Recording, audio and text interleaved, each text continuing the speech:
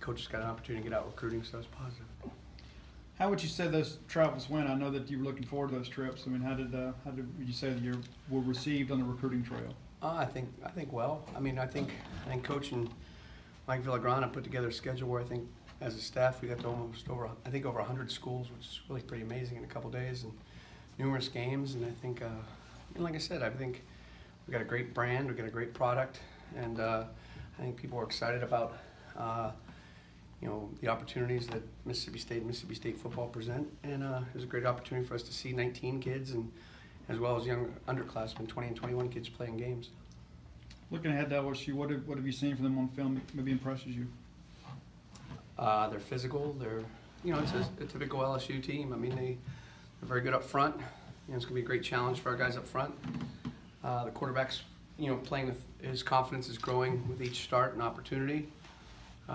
He's more than just a game manager. He can throw the ball well enough, and he can make plays with his feet. He's a coach's son, so he understands what it's all about.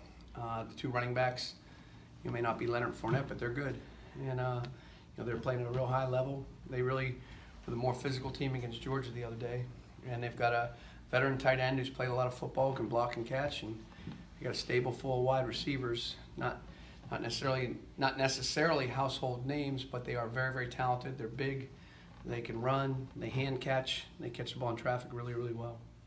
In that game against Georgia, they went for it on fourth down Four times, a lot more than they normally do. Got all four, right? I'd imagine that stood out to you when you watched that game.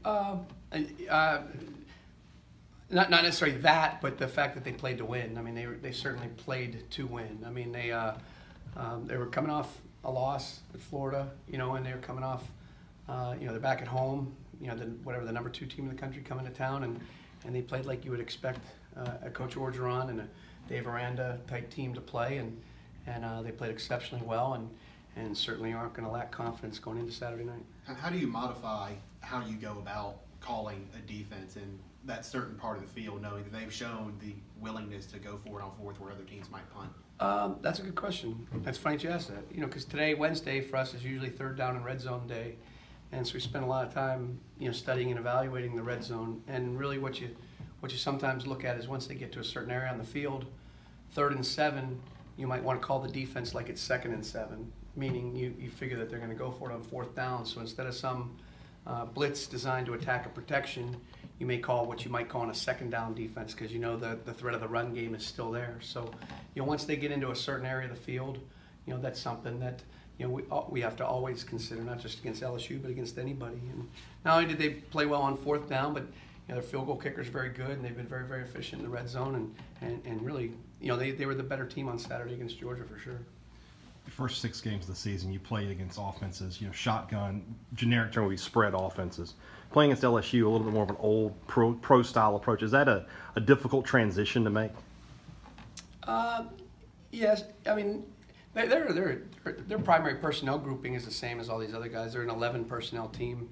We've talked about different ways that teams have attacked us in here, and I like to think that they probably looked at Georgia, and that's a pretty good defense too, and they didn't really change a whole lot of who they were, and they came right at them. And I think Coach Orgeron wants to have a certain way he wants things done, and it all starts with the run game, and it starts up front. So they are, they're committed to the run, but off each of their runs they have play action passes, and they get into a 3 wide receiver and 4 wide receiver sets. They probably do a little bit more, 2 tight end or 2 back sets than maybe some other teams, and they do it very, very well. And we have a plan for that as well, and we'll play our base defense and do some things to get ready for that. Does that give Willie Gay a chance to be more on the field in a 4-3 set rather than the 4-2-5? Willie's in the game whenever we do that. He plays the field linebacker, the Sam linebacker in that defense, and he, Leo, and Arrow all are in the game together. Yeah. What are your thoughts about Joe Burrow, their quarterback? He's good. I think he's figuring it out. He just here's a guy who looked for a second chance, and LSU's done a good job with those type of guys. Whether it was Danny Etling and now this guy, he's come in and he's the right fit for them. As I said initially, I think he's more than a game manager. I think maybe he had a reputation as that, but he's a coach's son. His father, I think, was a coach. Maybe is still a coach at Ohio University, and he understands the game. From what I've read about him, he's my kind of guy. I mean, he's a guy who studies the game hard. He understands what it's all about, and And you know, he's seen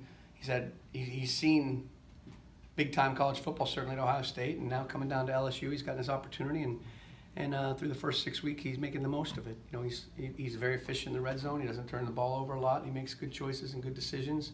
He throws the receivers open, and he has a nice feel with the guys out on the perimeter. And just when you think he's not a great runner, he bursts out and runs 40 or 50 yards. He had a big run against Florida, a big run against Georgia. I'm not saying necessarily that he's, that's not necessarily who he is, but he certainly has shown to be capable of making plays with his feet.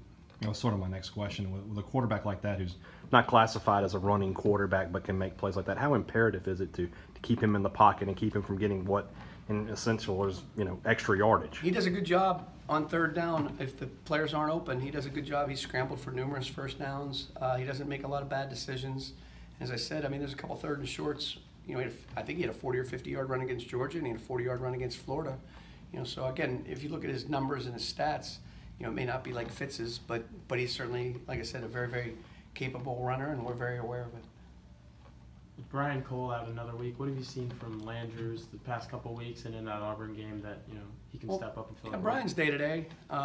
We'll see how it goes with him, but we're all very confident in Capri. I said this a couple times. You know, I mean, it was neck and neck with regard to the nickel position throughout spring ball and training camp, and you know, Brian maybe towards the end of camp and some scrimmages maybe was a little bit more productive, but we're all very confident in Capri. He's been starting in our dime package, what we call cheetah package, all year, and you know, he went in, and I'm sure he was a little nervous in the first game. I wouldn't say he was extremely productive, but I thought he did his job and did his job well.